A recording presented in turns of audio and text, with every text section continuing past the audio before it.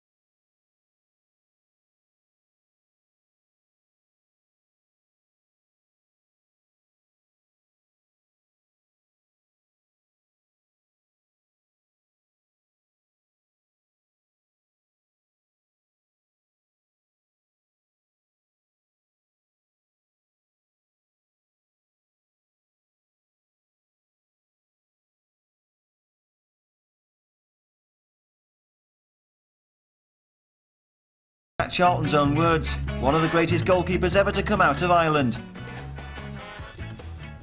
People have fond memories of the 70s. Why do you think they were so special? I think it was probably a little bit more relaxed, you know, you had a little bit more time to play perhaps in the modern game. There seemed to be more characters around. There was a lot of good individual players, you know, I think about Tony Curry, Trevor Francis, Kevin Keegan, you know, those names trip off the tongue, don't they? And, you know, the pitch was obviously, you played the game on a wider spectrum in those days, and there was a lot of good flowing passing movements, and I think people remember it for that. The game's got quicker. I'm not saying it's any worse, any better now. It was a different type of football in the 70s. Will it ever be the same, or has it changed forever, do you think? Oh, it's changed forever. I mean, we like to think we played in the best Middlesbrough team. You know, that's debatable, and you can't really compare. People before us probably thought they played in the best team. The game's certainly faster now. It'll never get any slower, it'll get faster. I don't know how fast it's going to get, but it's definitely faster now. Maybe we couldn't keep up with the modern game, Willie, I don't know, but it's certainly faster. I couldn't. No. But I mean, certainly in the 70s, I mean, my fondest memory is obviously getting promotion to the First Division. Promotion to the top flight came in May 1974, when Jack Charlton led Borough to the Second Division Championship in his first season. Armstrong, the player behind Craigs. Oh, it deflected off the wall. So the goal will go down to Johnny Craigs. And it came off the wall past the goalkeeper who had moved the other way. Johnny Craigs' third goal of the season. Through the wall, deflecting the ball the opposite way, the one which the goalkeeper had moved to. Foggan with Craigs on his right. Murdoch. Owen, Foggan going well. And David Mills, a great shot. Brilliant turn, and they've got it. And there's the whistle from Mr. Spencer, and the Second Division Championship is Middlesbrough's. There's Jack Charlton, his first season as a manager. He hasn't got a contract, but my word, he's got a tremendous prize. The goal from Mills, his 11th of the season, clinched it. Middlesbrough are the champions. We've never really shown the type of ambition over the years that they are now, and I sometimes wish they had have done in my time. You know, we had a really good side. A lot of people say one of the best ever. And we never really went out and spent and bought the genuine article at the time when they had, in my opinion, that we should have won the championship the first year we got up.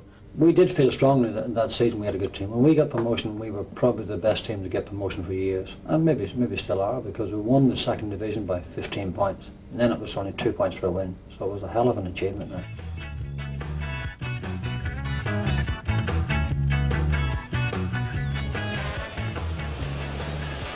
So once again it's Hudson picking up the short pass for Stoke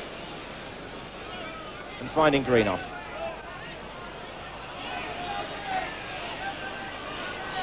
Playing with so much confidence, Alan Hudson. Now Mahoney. Hudson again. Appeal against Bones, the handball is given. penalty. Number 5 boned the offender, and the referee had no doubt at all.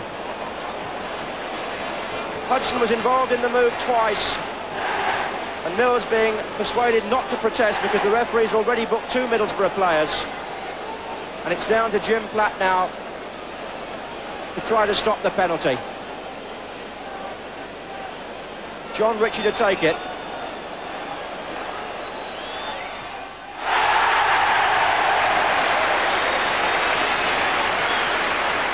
And as the referee ran back to the centre, 1 or 2 protests followed him from Middlesbrough players. But Ritchie gives Stoke the lead. Ritchie. Mahoney. This is Marsh. And this is Hudson.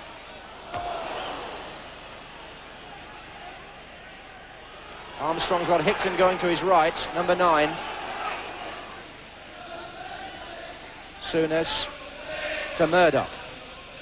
That's for Craggs, who got well forward. Mills. Souness.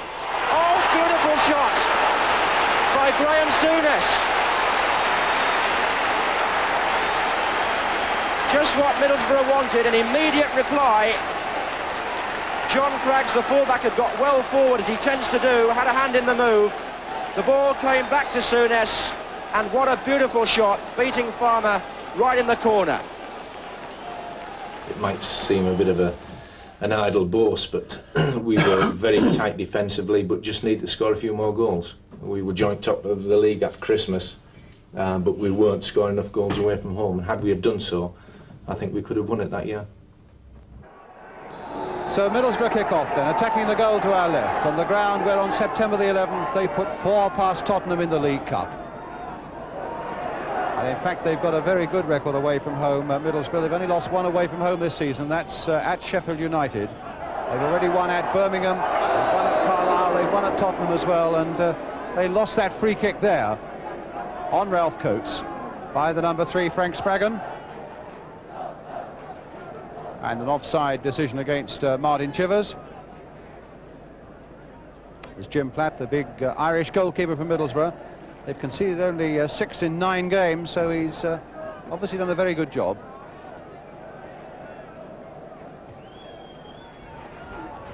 Mills, delicate footwork again. Souness to Craggs. Graham Souness again. Cut out by Cyril Knowles for Tottenham. Oh, what a bad ball, straight to Souness. Craggs.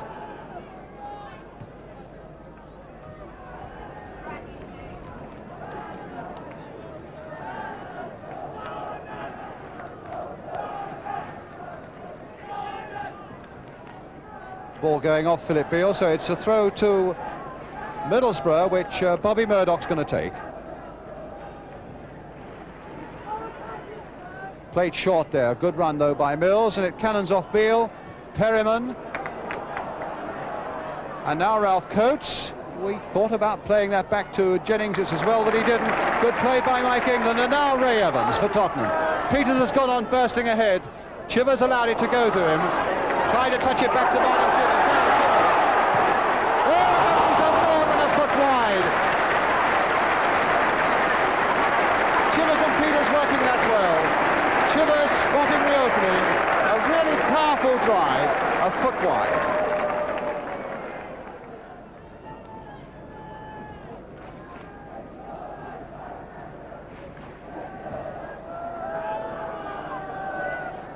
A jump by Mills, a touch by Murdoch, a whack by Craggs, and young Alan Willie there again, only 17 years old.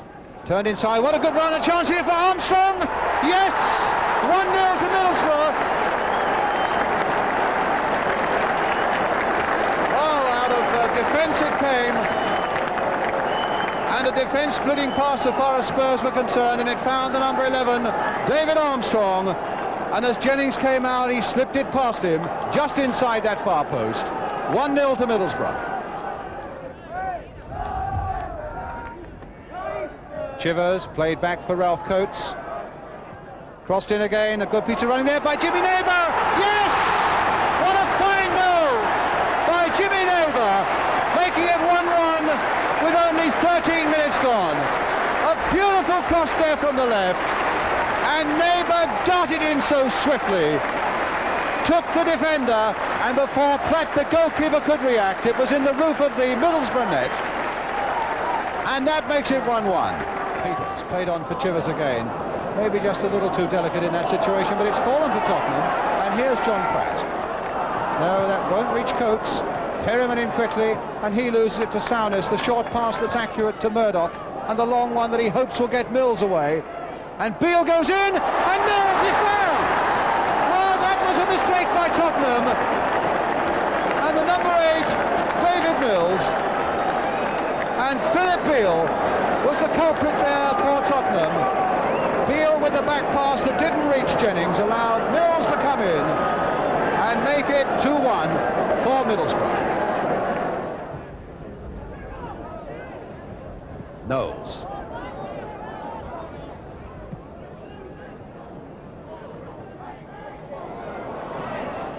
John Pratt to Cyril Knowles, and Pratt didn't really expect it, but he recovered quickly enough and found Peters with a good pass. Played on for Martin Chivers.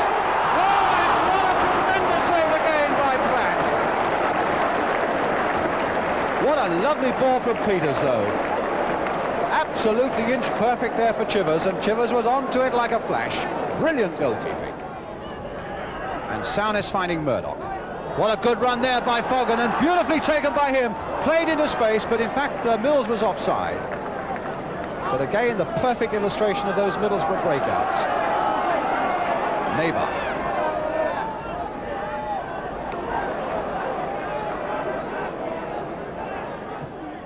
Crossing again towards Martin Peters. Well, Middlesbrough really let him go, and I'm sure that if Peters realised that he was in that sort of space...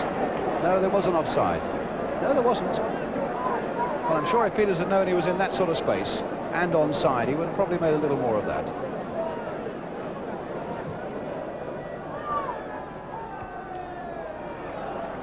It's with Armstrong. Fogan again running down that touchline for him. Souness. Played off again for Souness. And now for Murdoch, but Beale is there, but Craggs can play it on again. It'll come again for Murdoch. Oh, what a nice little sidestep. And then hitting it straight at Mike England. Fogan.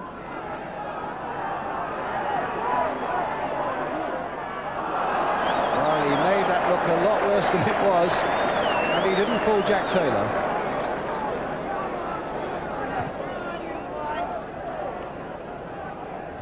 Maddren's header. Pratt, Neighbour, Knowles, Neighbour again. Very neat control there by Jimmy Neighbour. There's the curling cross, and no trouble though for Platt.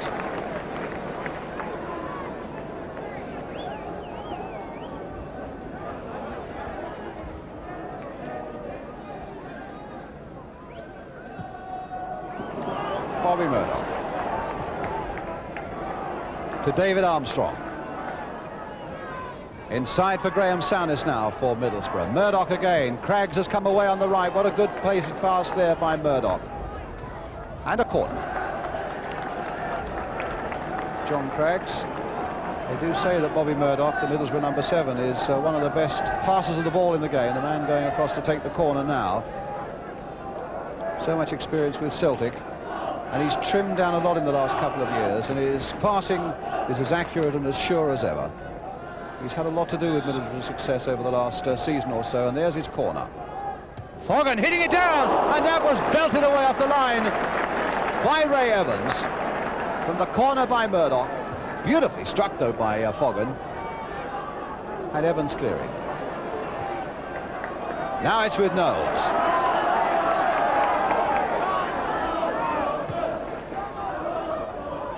Chivers, a nice little layoff that time for Perryman, and they're not coming for Perryman, so he can let the shot go, and it bobbled just a yard or so in front of Jim Platt. But his goalkeeping technique, the elementary thing was right, his body was behind it. Push in the back by Beale on Mills, whereas you would have given pretty good odds for Spurs getting right back in this game the way they played in the first 10 minutes or so of the second half. Having seen those chances go to waste, they're just that little bit dispirited at the moment, unable to put their game together coming forward. And here's Coates. Certainly not made easy for them by the fact that Middlesbrough really are pulling men back whenever there's the slightest whiff of danger. Here's Foggen to Murdoch. Alan Foggen again.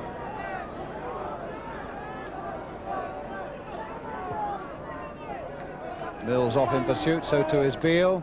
Yes, it's a Middlesbrough throw.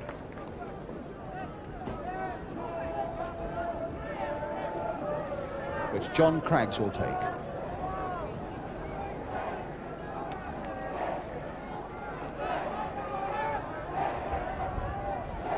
Good long throw that into that Spurs 6-yard area, and it's not away yet by any means. Foggen turning it in. My goodness, how has it that stayed out? Craggs going in there again, and it still only comes as far as Murdoch, and he's missed it, and Chivers has picked it up. Now it's with Cyril Knowles. Played on for Martin Chivers. Now can Spurs make a Middlesbrough-type break out of defence? Chivers going a long way, and picking up Jimmy Neighbour on the far side. There's the shot by Neighbour, just past the post.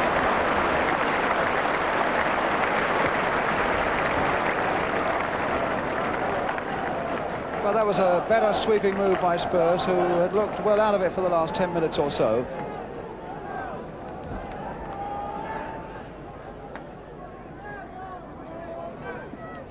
Philip Beale right up there now for Tottenham. And it's another throw. This time Chivers is staying in the goal area. He's not going to try a long throw. Beale to Peters. Over his head. Can Chivers rise to that one? He can't. Can Neighbour get in?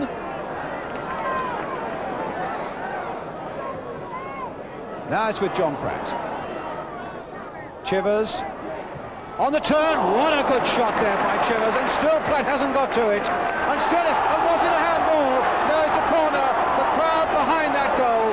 Chivers and Peters are both saying that was handball, but Jack Taylor gives a corner and not a penalty. Well, from this position it was impossible to see, but Jack Taylor was there and he gave no penalty. But it's a corner which Neighbour will take. Inside the last 10 minutes now, and Platt came out but couldn't reach it. Perryman getting it back to Philip Beale. Evans. Peters up. Beale right in there, linking up much more with the attack now, Phil Beale. And a throw to Middlesbrough.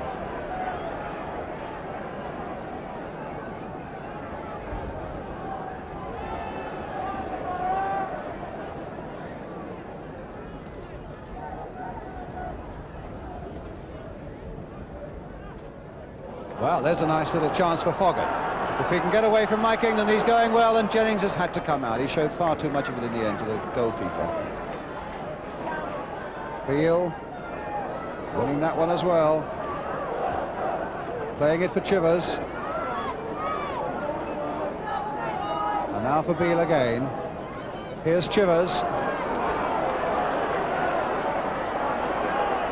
And will that go for Perryman? No, Bohm is there, and Perryman was in, and it's a corner. There really is no lack of effort whenever Steve Perryman's playing. They really didn't have too much of a chance with that one, but he created this corner, and there's the cross coming in.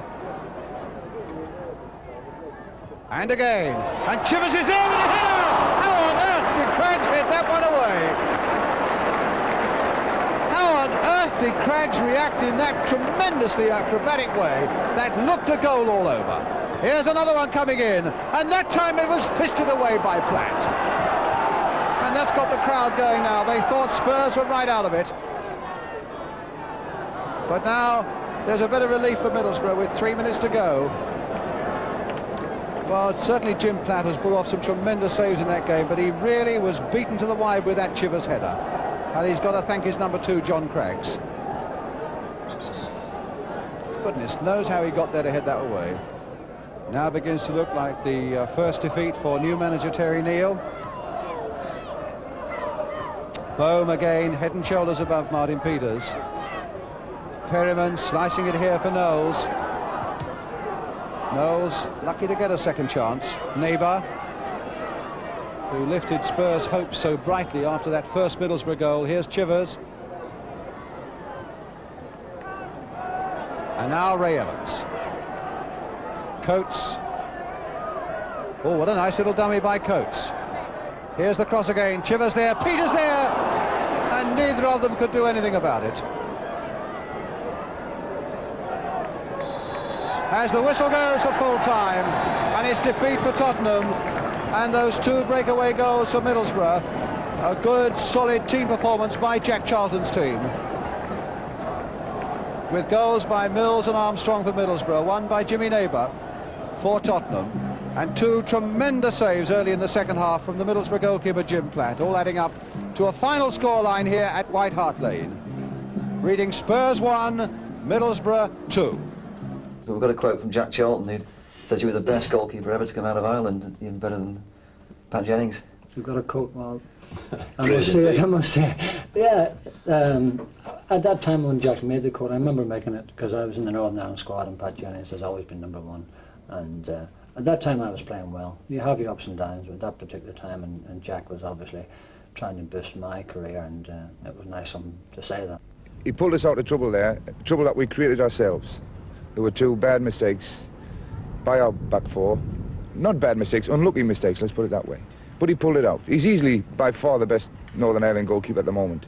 Now, come on, Pat Jennings at the other end. Pat's a good goalkeeper, but he's not as good as Jim now. And that is praise indeed for Jack, because Jack didn't give too many people much praise. No. The nicest thing he ever said to me was I was crap one day after. Yeah. That was the only time he ever spoke to me. He probably remembered your name that day. Yeah, he used to call me Tony McAndrew, didn't he, for the first 4 months I was at the club. The first 4 months he was at the club. Oh, it's nice to get praise from your manager and someone who... I mean, Jack is the best manager I've played under, and I have a lot of respect for him.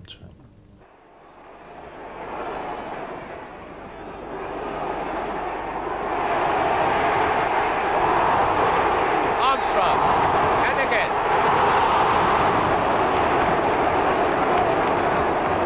I don't believe it, and nobody in this ground believes it. Alan Fogarty will never forgive himself for that.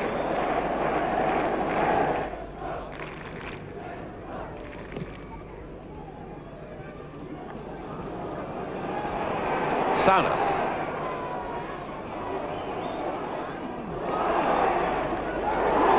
Hinton. And I think Hinton himself has hit the post and could have injured himself. He's all right. I thought he crashed into the upright. He's going to hit the bar. Fortunately, he's all right. That was a splendid move.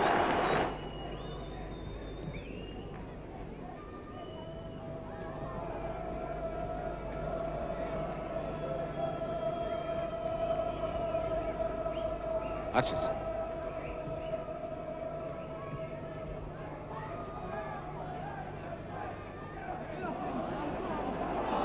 Finally put in a bit of trouble there to Lloyd.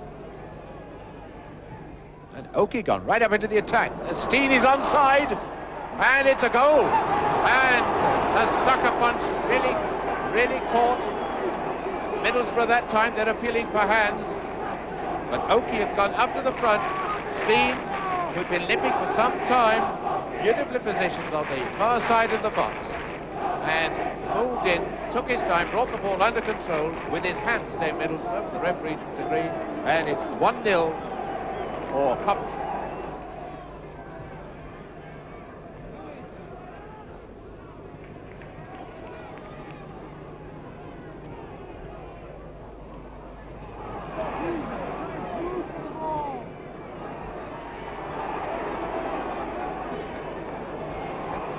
Mills. Craggs.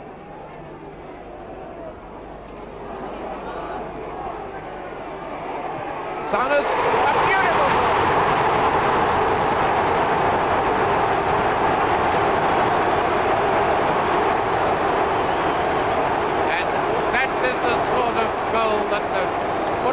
commentators love to see. I thought Craggs was overdoing it, as he was bringing the ball inside and then just slipping it square to Graham Souness, and what a tremendous shot from this Scottish midfield player.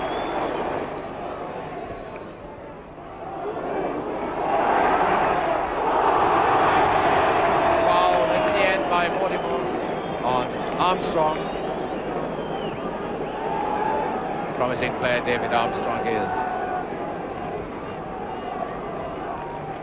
Mortimer, the man that gave away the free kick, perilously close to the penalty area. 11 Coventry men back in defence.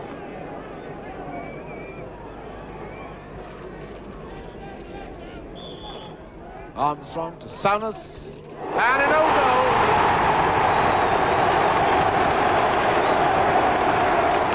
43 minutes, and Oakey has put for his own goal. And that free kick teed up for Graham Souness, hoping he could repeat the pile driver of his first goal. He hit it well, and unfortunately, Graham Oakey, right in the line of fire, in off his knee, 2-1. Middlesbrough lead. Hutchison. Feels that Hutchison is the one man in the Coventry side that can swing it for them if anyone is going to.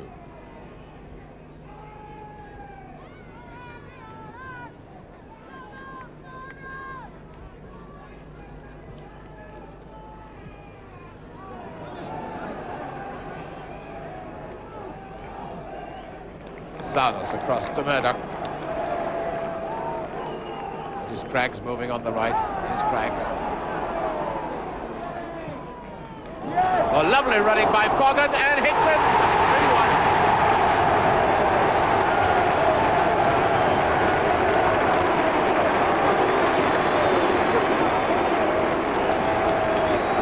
That was lovely floated ball into the middle. One thought that Foggin should have turned it into the net. Instead, just flicking past the goalkeeper, completely outplaying the goalkeeper, and up comes Hickton to make it 3-1.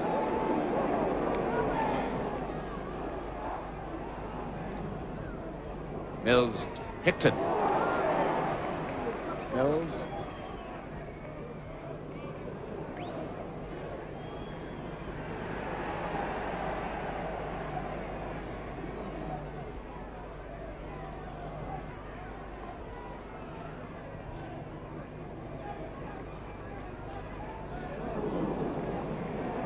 Hutchison to Alderson.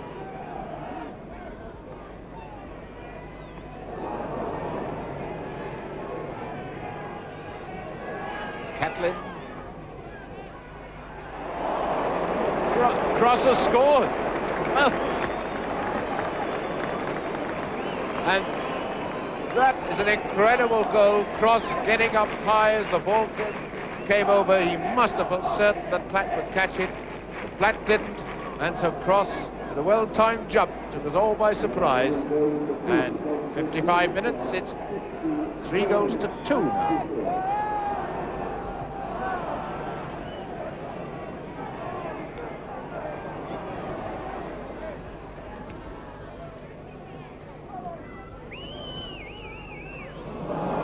A bit of slack play by Middlesbrough then. That second Coventry goal seems to have knocked a bit of the stuffing out of them.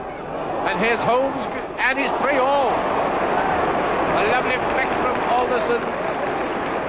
And slack defensive play by Craggs. Started that, allowing Coventry to get possession. And Holmes running on from that flick by Alderson. An easy goal, and Middlesbrough have thrown away their advantage. 18 minutes into the second half, and it's 3-all.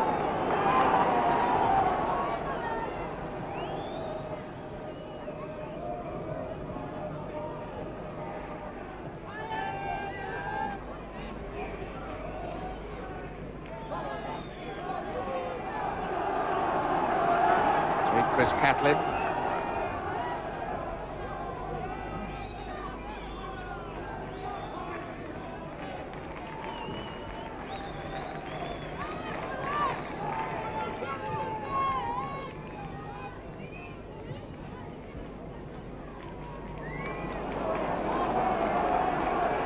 Willie Maddren. The great young stars of English football. Now Mills, he ran beautifully on the blind side and a fine save, but that's it.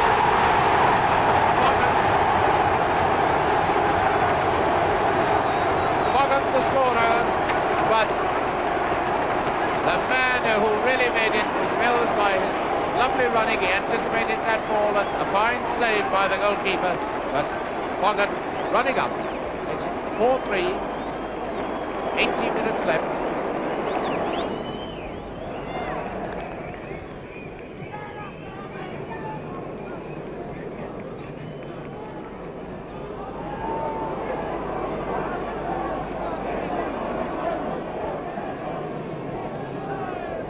Catlin.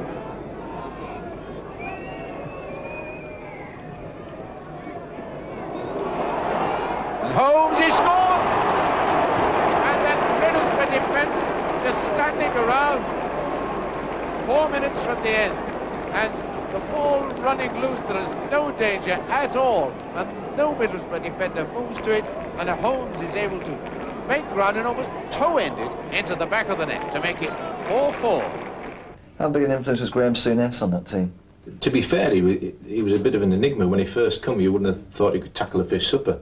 And he suddenly developed this nastiness, or, you know, this aggression from being a ball player, which he obviously was. He was a great passer of the ball. He was arrogant when he first came. Yeah, I got on well with him. I looked past his arrogance. I used to sort of, I was a pleasant mickey taker, if you like, and I just treat him as one of the lads like everybody else. I was a bit frightened when he brought the hairdryer out, man, the first time I slept with him. And he dyed his hair as well. Yeah, well, you know, it was the first time I was Northern lads had seen somebody produce a hairdryer. They do it now, but...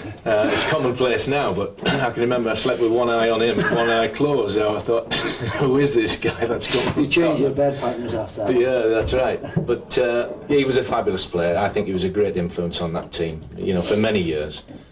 I think the tragedy with Graham, people remembered him more for his cynical side, and in my opinion, he was the best passer of the ball I ever played with, and I include that, you know, against Bobby Murdoch. Bobby was a great player, but Graham had a slightly better range of passing, in my opinion, probably a better all-round player.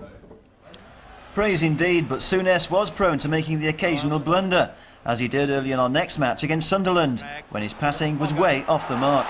It's given Mills something to chase, but again, the wind stopped it.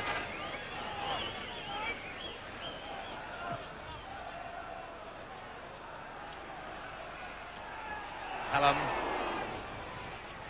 Souness has given it a curve. What a mistake! Well saved. Robson scores. Sunderland going to the lead after 10 minutes of play. What a mistake by Graham Souness that put Sunderland in for that goal. The first shot from Kerr was turned back beautifully by the goalkeeper, but he had no chance with the second one from Pop Robson. Sunderland going to the lead. This is Bolton. Lucky. This is Robson.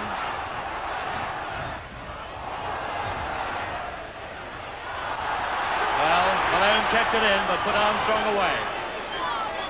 Picton to Spraggan. Willie Maddren. That could have been very dangerous. Craggs. That could have been dangerous too. Spraggan coming forward for Middlesbrough. Mills comes to Souness. Souness, a lovely ball. Murdoch. It's a goal. Beautiful goal. Beautiful, beautiful goal, started by Souness, the man who gave one away earlier on. They played that great. The ball was laid off at exactly the right pace, and Bobby Murdoch made no mistake just inside that right-hand post. It's 1 goal each, and there's 5 minutes left in this first half.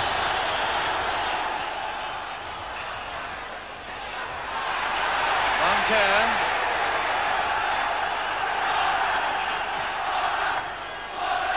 Comes as far as Bolton. Spraggan to Craggs. Mills. Taken down. It must be a penalty. Mills taken down by Trevor Swinburne. The ball had bounced very well for him. It looked suspiciously like offside, but he did get through, and when he got through, Trevor Swinburne took him down. So it's still Mills who's been causing all the problems, and now a penalty for Middlesbrough.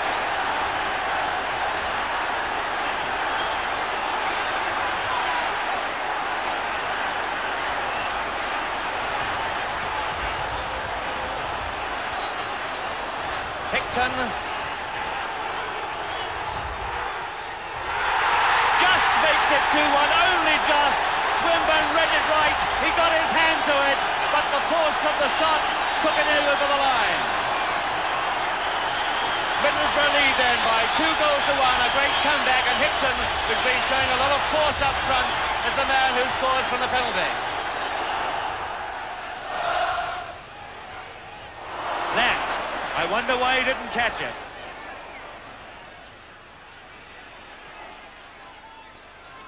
That's Murdoch. Good ball, they were in their own half. It's Mills, David Mills has got the chance. He's taken down again. Is it another penalty? It is. It was very, very close. But Mr. Mathewson has given it. He checked with his linesman.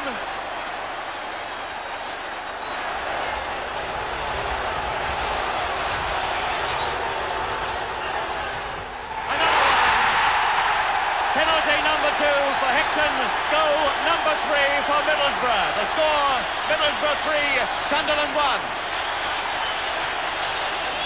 Jack knew the game inside out.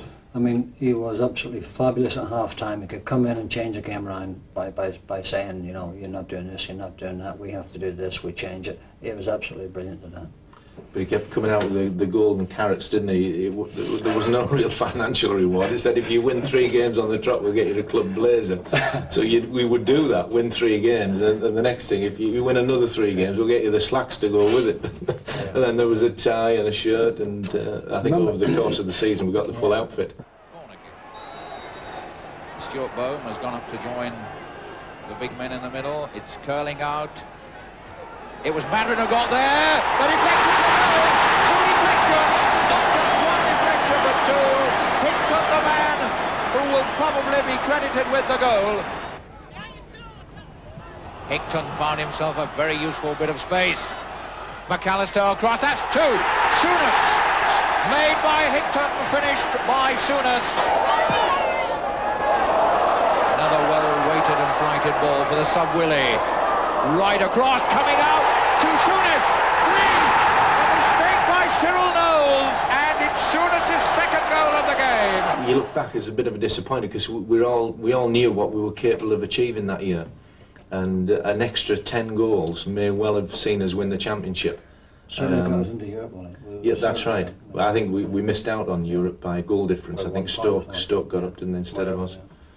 But again, it was a great season. I remember going to Derby early doors, who eventually won the championship. We beat Derby 3-2 at Derby, and we drew 1-1 at home, and that was the infamous time where Jack threw the milk crate at Stewart. Yeah, because he gave away a bad goal. Stu, I think, gave a square pass, and Kevin Hector intercepted it, scored in just about the last minute, and it really never had a kick all the game. And when you look back, they won it on goal difference. And that was the difference, winning and losing at that time.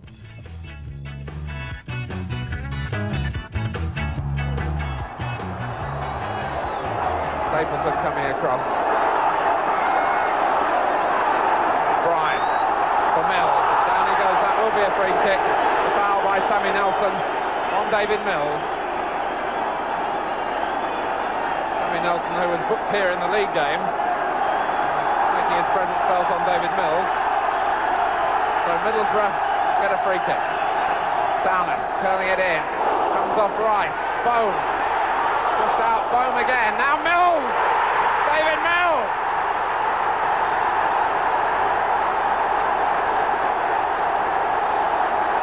The man with the golden touch gives Middlesbrough the perfect start. All starting from the free kick. Stuart Bohm it was, who made life difficult for Arsenal. Jimmy Rimmer could only push it out. Bohm again.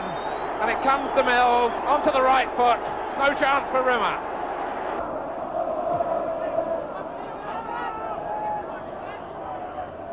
Comes off Alfwood. Now Borsma, coming inside Rice.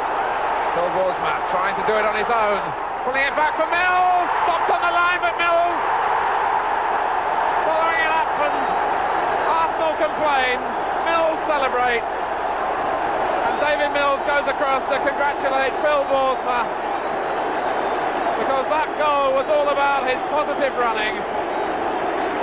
13 minutes gone, Phil Borsma looking to take on Peter Simpson, gets past him, O'Leary's forced to come across, and there's space for Mills, whose first go was blocked on the line, and no mistake second time.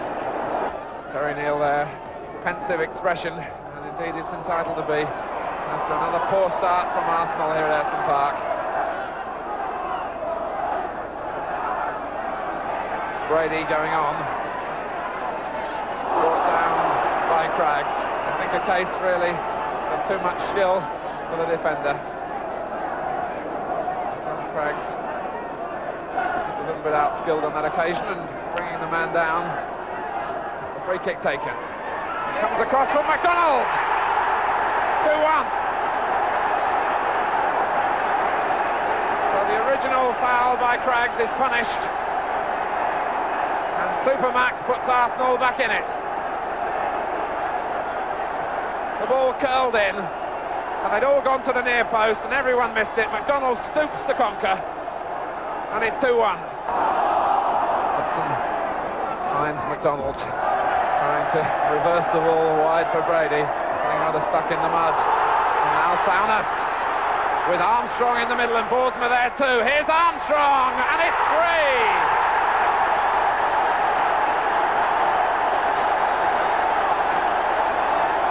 So David Armstrong keeps up his scoring form in cup ties. Arsenal caught very square. Souness had run beautifully from the middle of the field. There were two up with him. One of them was David Armstrong, and he just needed a touch with Rimmer going the other way. And it's 3-1. Brian, the timing of the pass so important. And he got it wrong because Mills and Borsma were offside.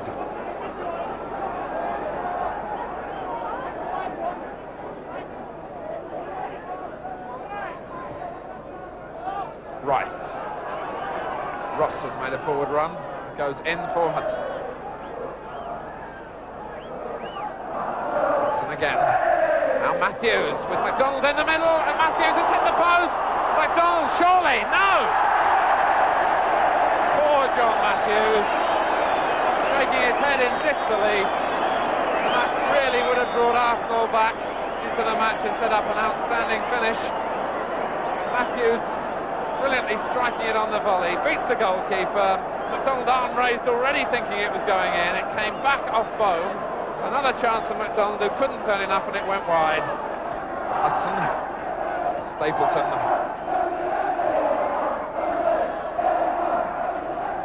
Middlesbrough keeping possession. Now a chance to move forward themselves with Brian.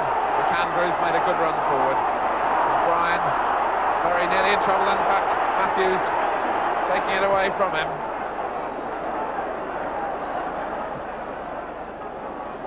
Ross. Arsenal still pushing forward. Craggs. But only Wood up. Craggs gets past Nelson. Mills is coming forward into the box too. Wood to the far post. Mills has checked out, and it goes back for Brian. Now Mills wants it into the near post. A chance for Mills, and a fine save. Could have been the hat-trick. Denied by Rimmer. But a lovely little chip from Peter Bryan. Mills had got away. It fell into his path, and Rimmer stopped it brilliantly. 2 minutes now to play. Middlesbrough 2 minutes away from a place in the draw for the 6th round. McDonald! Oh! Malcolm McDonald out of nothing So nearly made it 3-2.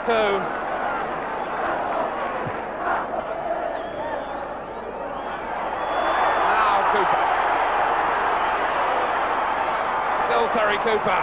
Pushed out, the hat-trick for Mills, surely! What a finish!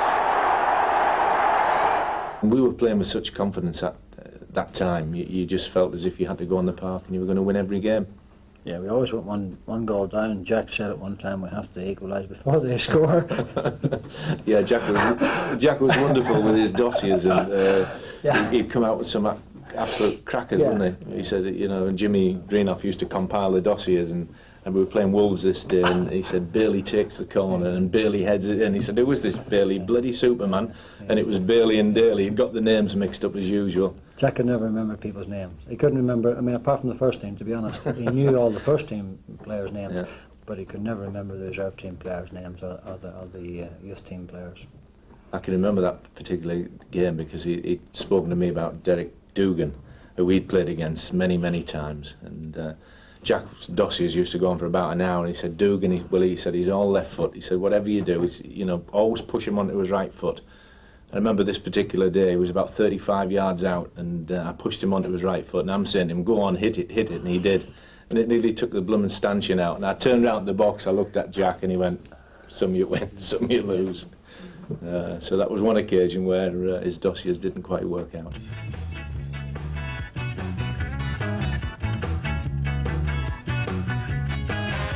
In April 1977, Jack Charlton resigned after completing his 4-year stint in charge at Ayresome Park. He'd always said he'd only stay in the job 4 years. His successor was John Neal. John was very quiet,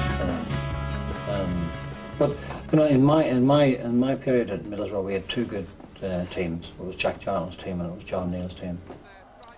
It wouldn't be long before John Neal started to dismantle the team built by Big Jack, but most of the old faces were still in the lineup for this early encounter with Newcastle. Perhaps with a slightly different philosophy. Down for Cassidy, through for Mickey Burns. Blocked though by Willie Maddren. And Middlesbrough almost caught cold. Nicely laid through by Cassidy, and Maddren just getting a foot out. An extra aerial power with Graham Oates in the lineup, coming in at the far post. And there is Oates going in, and it was scrambled away. And it looks as though...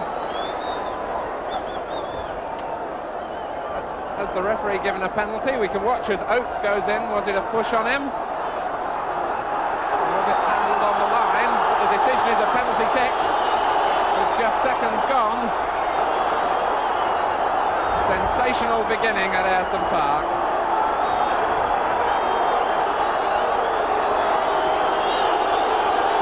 Well, what a start for Jim Platt. On the wrong end now of a penalty,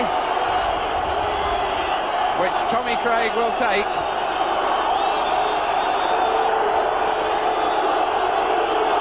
So Craig against Platt, and Platt saves it. The sensation takes another turn. Driven by Craig, and Platt went the right way and pushed it out.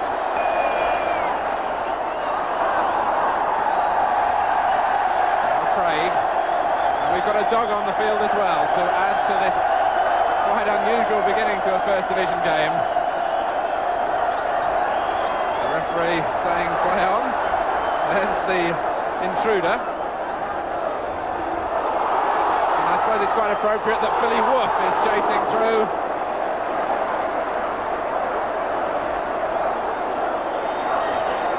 Surely play will have to be stopped. The dog doing more tackling at the moment than any of the Middlesbrough players. And Tommy Cassidy, who could only surely have been saying to the referee, hold up play while we get the dog off the field. Told off for his comments.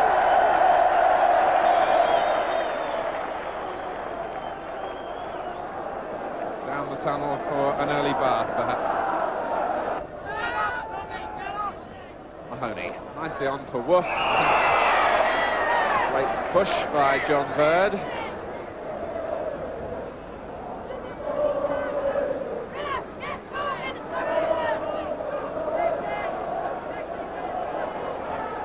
Craggs wanting to take it quickly, but finding that players were still positioning themselves.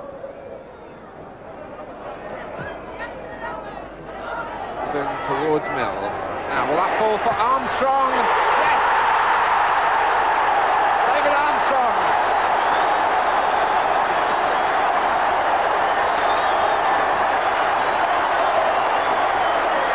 Came from the free kick.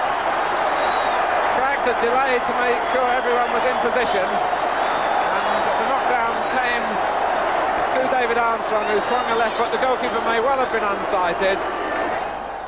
Played for Cooper. Obstructed right on the edge of the area by McCaffrey. Cooper, a player with just the sort of skill to exploit that situation. Brought down.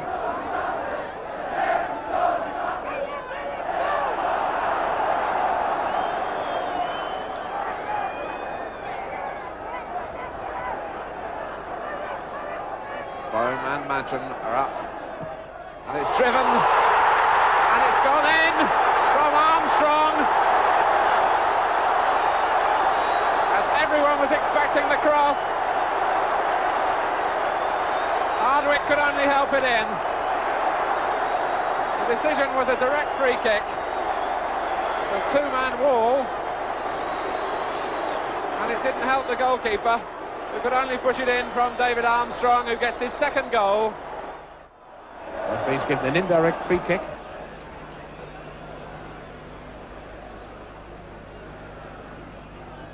Up goes the arm to signify the indirect free kick.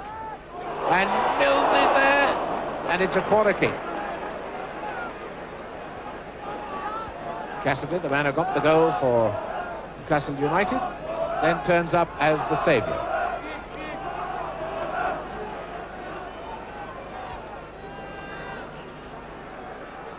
Armstrong with the corner. And it's a goal. It's a goal. Bone got his head to it. The ball came across. Stuart Bone went up, he beat everyone. Bone headed it. But it seemed to go straight to the goalkeeper, hit the goalkeeper, and rebound into the top of the net.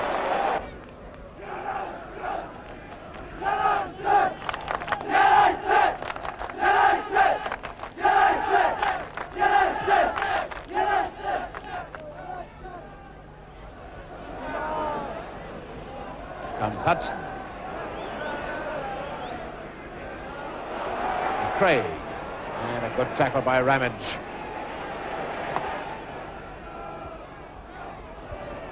Cummins knocking it way across to Bailey. Armstrong wide on the left and unmarked. And a beautiful header and a lovely goal by Ashcroft. Oh, that really was magical football.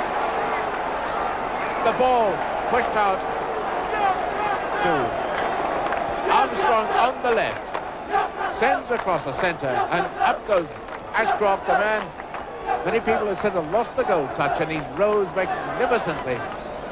Gorgeous header, super goal, puts Middlesbrough 2-1 in the lead.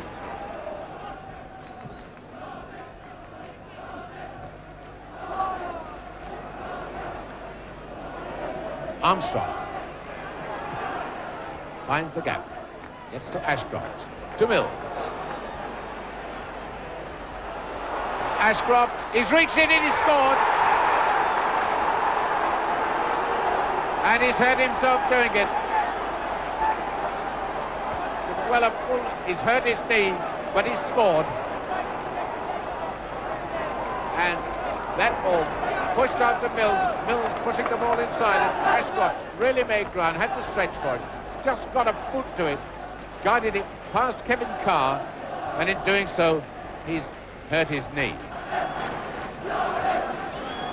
Cassidy to take the free kick, tees it up for Craig. Oh, now chance for Craggs to break. He's got Cummins with him. Now Cummins has got to be careful to keep onside. He is onside. And it's 4. Oh, that was tremendous. Oh, that gives him 10 out of 10 and 1 for neatness. When Stanford came on the scene, he was only a little tiny lad. And Jack He still is. He still is tiny, yeah, I'm sure he is. He wouldn't have drawn any. Jack said he'd be the first £1 million player. In fact, he wasn't, but he turned out a good player. I always remember Stan, when John Neal was manager and John left him out, we had another lad called Mickey Burns. Mickey was more experienced than Stan, and John Neal preferred Mickey to Stan in most cases. But in this particular occasion, Stan had played the week before, and he played reasonably well. But John was bringing Mickey back the next match, and Stan went to see him about being left out, and Stan says, John said, well, you didn't play very well last week, I'm leaving you out. Stan says, well, I got 8 out of 10 in the people. So that was the story. He got good marks in the people, so he should have kept his place. I can remember Stan, he just got a new sponsored car off from Turnbull Garages, and coming out the old Warwick Street, the cobbled entrance, there was like railings to stop the school kids running out the school. The second morning he had the car, he just about rode it off. He was turning right and he couldn't see over the railings. The car walloped him in the side, nearly wrote the car off. 2 days later, the lads rather sarcastically had a whip round and bought him a huge foam cushion about that deep so he could sit on and see over the top of the railings. Armstrong there with the ball at his feet. Teed up for Burns, now for Craggs. And it's a goal. No, it's not. And it's Harris. But as that was a great shot from Craggs, almost a goal.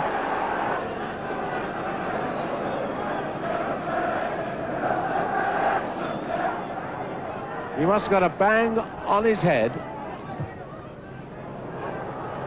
And a great header and a goal. And it's Osgood who's done it. Osgood runs towards the Chelsea supporters. His first game of his comeback. He meets that lovely centre from Bumstead, meets it perfectly, and with 25 minutes gone, Osgood has put Chelsea in the lead.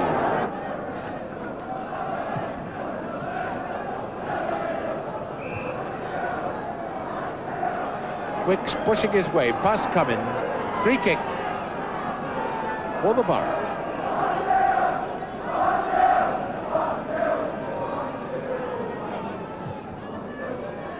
Craggs to Armstrong. Out it comes to Mahoney, and that's a nasty deflection. And Proctor scored. He's equalised. Oh, he showed tremendous coolness for a youngster. Hard luck on the goalkeeper as the ball was punched out. It was a nasty deflection for him to have to take. He punched it out. It went straight to Proctor, who hammered it back home, and the Borough are level after 28 minutes. Those watching in black and white says the Borough are in the lighter strip.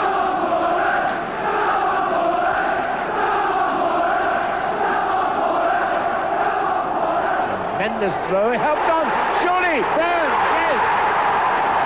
Oh, that was a tremendous throw, and it's a goal by Burns.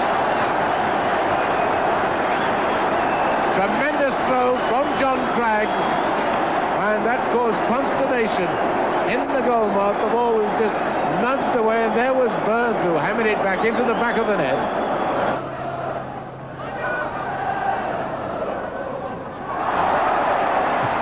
Cummins, that's a beautiful ball to Armstrong, who's onside, and he gets it inside to Burns, surely number 3, yes it is.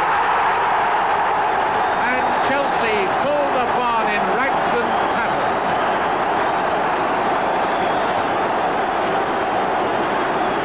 And Bob Isles-One can only feel sorry for him as he sees his defence just chewed up like that. A perfect pass from Cummins through to Armstrong. Armstrong draws Wicks, gets him in 2 minds, squares the ball to Mickey Burns, and it's 3-1. Once again, the attack just fizzles out. And the Borough now race forward, that long one from Burns to Cummins. He's got to do it all himself. He's got a lot of shirts, and his Armstrong has scored. And that really was a beautiful goal made by Cummins. And the goals move started by Burns, who pushed the ball way out to Cummins. He had to do it all on his own. He had a forest of blue shirts around him, but he made the move inside, shot, the ball pushed out by Isles, and then up came Armstrong to apply the finishing touches, and so with 52 minutes gone, the Borough are 4-1 in the lead. And Walker pushed in the back by Craggs, free kick to Chelsea. It's it square to Britton. Oh, well left for Stride, and Borough are exposed a bit. Surely someone can, yes. A goal knocked in by Bumstead. And Stride, the man who made the great dash down the left wing. He pulled the ball back, and Bumstead was there to drive the ball into the net to make it 4-2 with 61 minutes gone. Bumstead gets it back to Stride. Two men who engineered the second Chelsea goal. Burns to Mahoney, now to Cummins. Borough almost 6 forwards up, and it's a goal! And it's the hat-trick for Mickey Burns. And once again, the Cummins magic has paid off. He held the ball long enough, manoeuvred it well, chipped it inside, and the Chelsea defence once again was at 6s and 7s. Aylock getting it down to Langley, rather easily beaten. Armstrong into Burns. Proctor on his right. This is Proctor, and Cochrane's got a million miles of ball.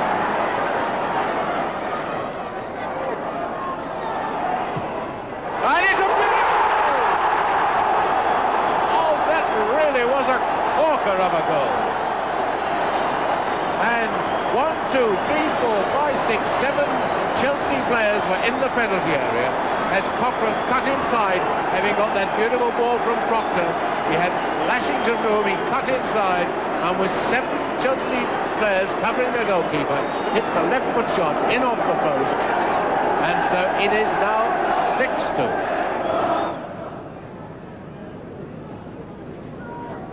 Back it comes with Wilkins. To Britton. Britton racing for that return pass, and he gets it now. Almost going to Aylott.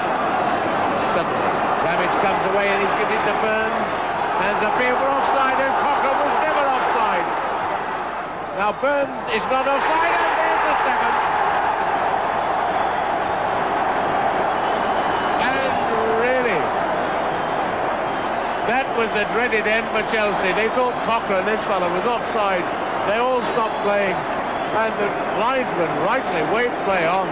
Cochrane gave possession, hit the ball into the middle, and there was Burns with the whole of Cleveland almost around him. All he had to do was slide the ball into the back of the net to make it 7-2 with 5 minutes to go. It was Borough's biggest win of the season, and it came after a drunken Christmas party which left John Neal trying to fine his players a week's wages. I was always going for a Christmas party about a couple of weeks before Christmas, because Christmas is a busy time for us. We can't go out on Christmas Eve or Christmas Day or whatever.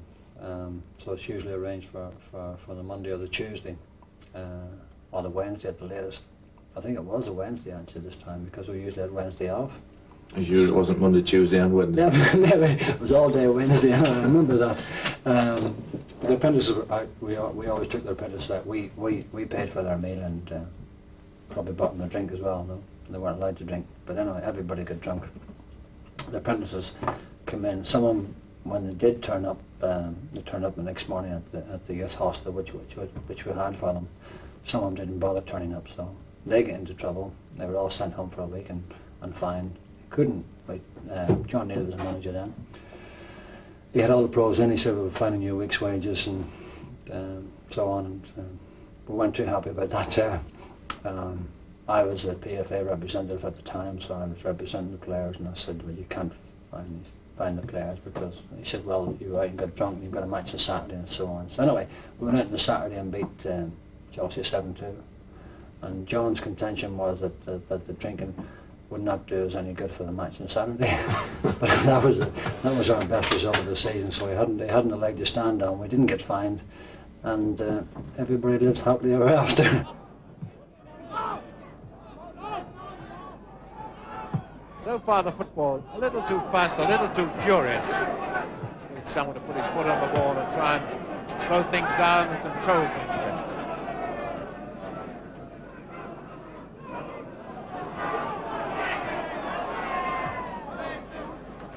Hudson knocking it back to Mahoney.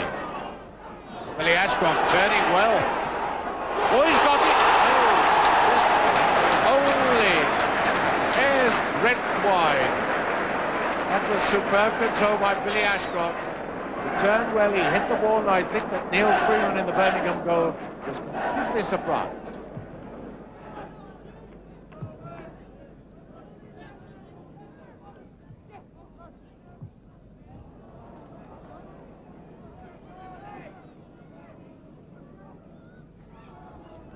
John Mahoney, the Welsh international, allowed for the wind well then. He just hit the ball high into the wind, let it hover, easy pick up for Jim Platt.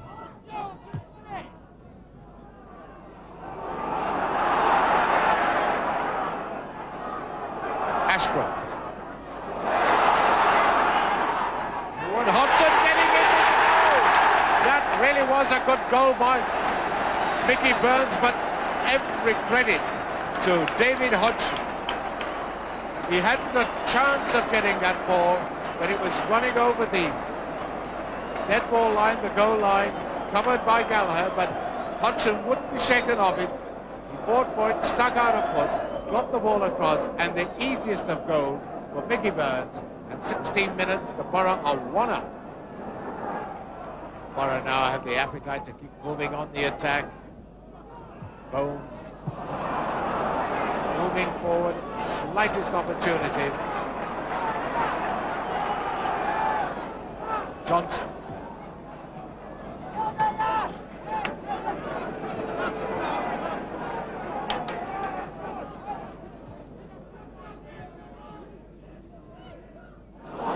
Hudson, ball to Mahoney. Now Burns. Oh, surely Ashcroft, yes, two.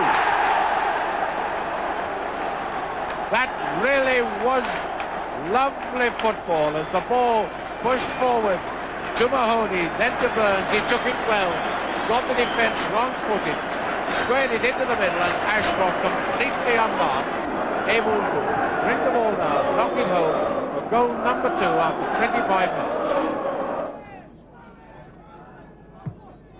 But obviously the game has changed. You know, it is much faster now. The balls are faster as well. You know. I don't know whether I could stop them now. No?